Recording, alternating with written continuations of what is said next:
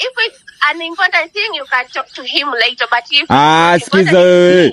Kwani kuna kufundisha adabu? Kwani unashika simu za watu wazima? Hebu mpe simu babako bwana na hela zetu sisi. You guys are confusing me. I don't know Swahili. Talk to me English. Sikia. English. Galako la ulisi bovu. Galako la ulisi bovu. Wewe unasema English mtusomesha sisi. Yeah? I don't understand you. Can you speak English, please, uncle?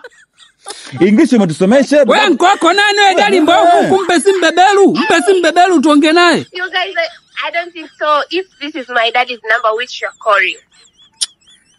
Ndio tutakishwa na dharau mwanangu je. Watu wa sindano hao. Wewe sikia, wewe na Kiingereza chako mngetengeneza gari basi na Kiingereza chenu iko gari mbovu. My daddy's phone, your long number. My dad cannot associate with such kind of people. Mpe beberu simu. Afu beberu anatoa. Beberu kaka Lauda kaka na mwanae. Mimi najua matajiri tabia zao na kupo hivyo.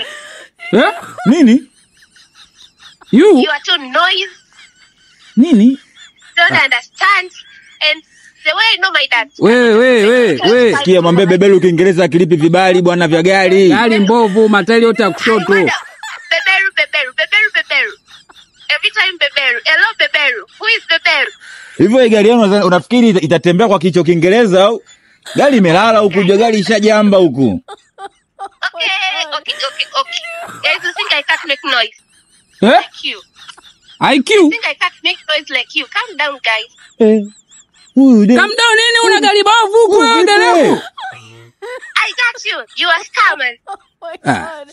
Huyu mimi ananitia njaa please kama gari na scam hii. Na wana tell you. Mimi ananitia njaa mtoto na Kiingereza chake bwana. Si gari tunauza mkija mahakamani muongevu hivyo Kiingereza chake. Tutaelewana mahakamani taka mtonga Kiingereza paka mahakamani sasa. Mkitupeka polisi muongevu hivyo. Hivyo. Mataka kwenu. Tunatafuta dalali.